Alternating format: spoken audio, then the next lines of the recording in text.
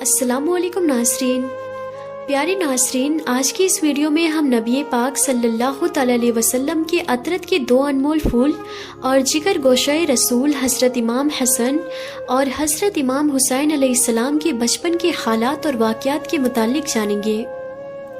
Knees नबी पाक सल्लल्लाहु अलैहि वसल्लम और सहाबाए कराम का हज़रत इमाम हसन और हुसैन अलैहिस्सलाम से अक़ीदत व मोहब्बत के चंद मुंतखब वाक़यात भी की जाएगी जो यकीनन आपकी मोहब्बत और एहतराम में इजाफे का बाइस होंगे।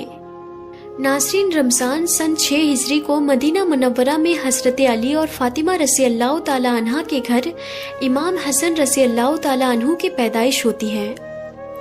नबी पाक सल्लल्लाहु अलैहि वसल्लम को जब खबर मिलती है तो आप सल्लल्लाहु अलैहि वसल्लम तशरीफ़ लाते हैं और अपने नवासे का नाम हसन रखते हैं, जबकि शाबान 6 हिजरी को इमाम हुसैन रज़ी अल्लाह ताला अन्हु की विलादत हुई।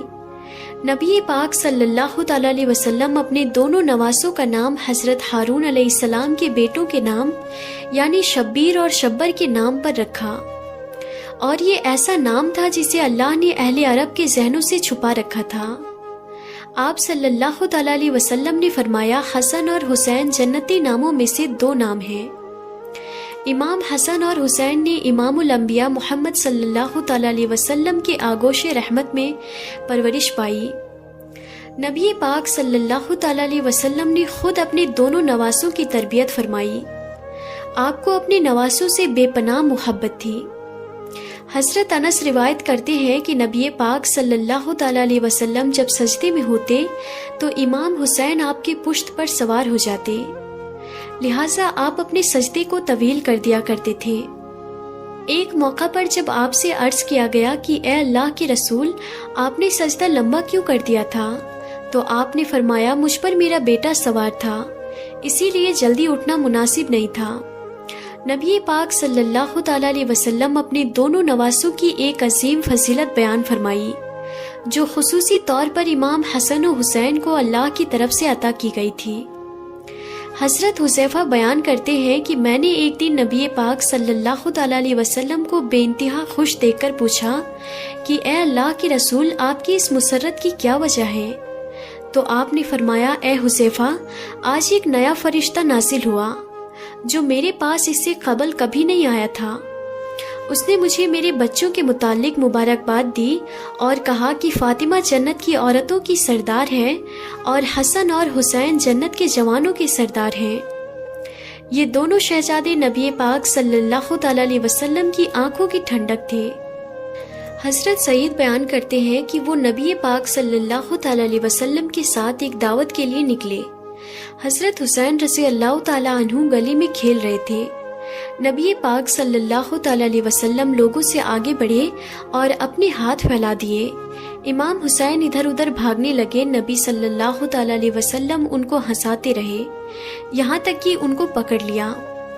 आपने अपना एक हाथ उनके ठोडी के नीचे और दूसरा सर के ऊपर रखा और बोसा लेते हुए फरमाया, हुसैन मुझसे है और मैं हुसैन से हूँ।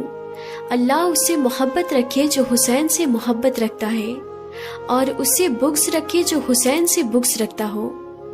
इस फरमान में नबी पाक सल्लल्लाहु अलैहि वसल्लम ने अपनी उम्मत को यह ऐलान कर दिया कि इमाम हुसैन से मोहब्बत ईमान वालों पर फ़र्ज है और उनका दुश्मन मोमिनों का दुश्मन है। एक मौका पर आपने फरमाया, बेशक अल्लाह ने हर नबी की औलाद उनकी पस से पैदा किया है और बेशक अल्लाह ने मेरी औलाद अली के पस से पैदा फरमाए।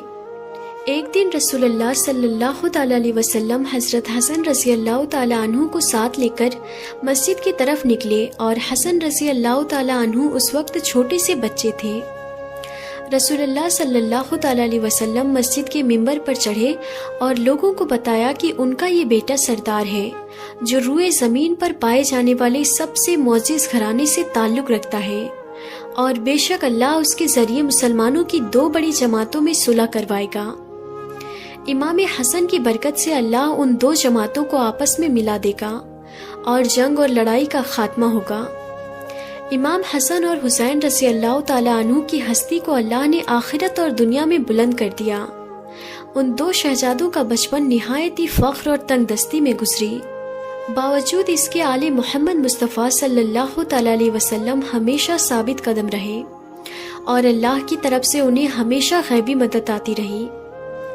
لہٰذا روایتوں میں آتا ہے کہ ایک دفعہ جب عید کا چاند نکلا تو دونوں شہزادے حضرت فاطمہ رضی اللہ تعالیٰ عنہ کے پاس آئے اور کہنے لگے، امی جان کل عید ہے، کل مدینہ کے بچے نئے نئے کپڑے پہنیں گے، کیا ہم نئے کپڑے نہیں پہنیں گے؟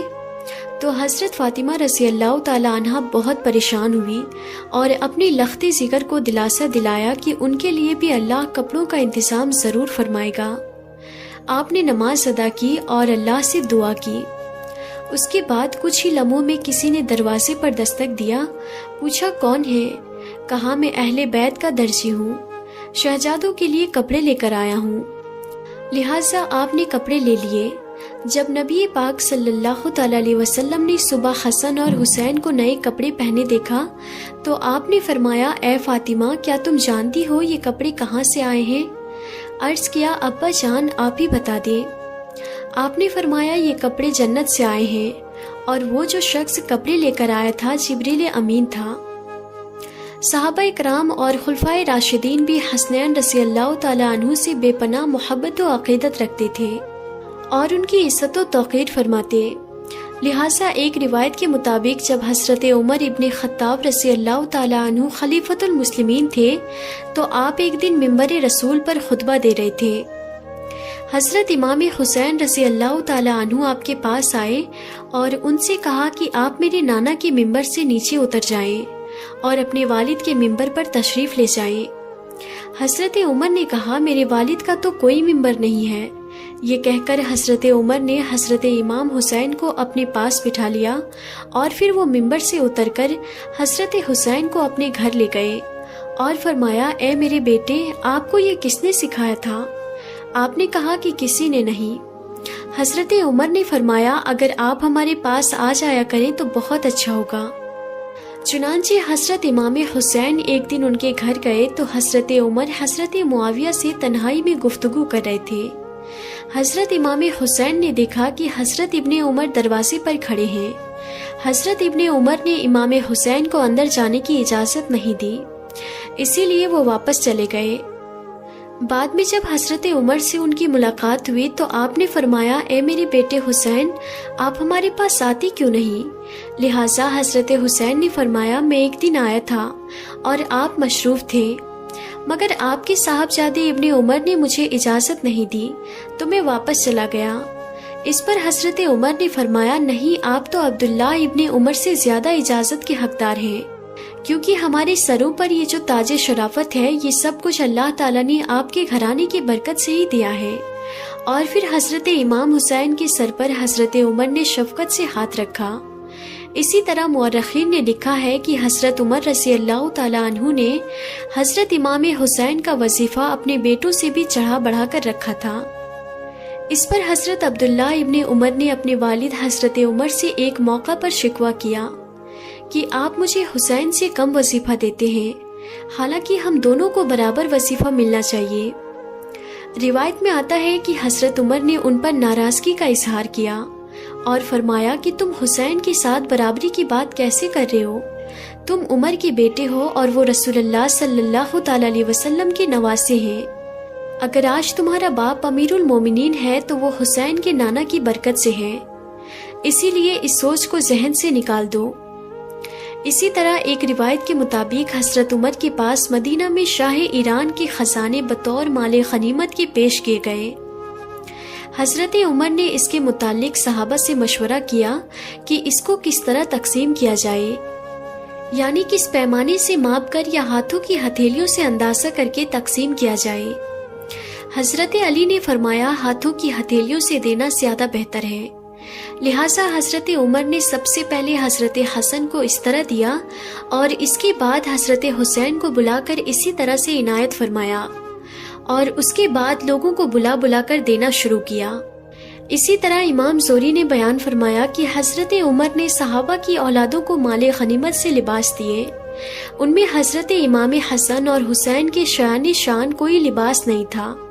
لہٰذا حضرت عمر یمن کے علاقے کی طرف لوگوں کو روانہ فرمایا اور والی یمن کو حکم بھیجا کہ دونوں شہزادوں یعنی حضرت حسن و حسین کے لیے خصوصی قیمتی اور خوبصورت لباس تیار کر کے بھیجا جائے۔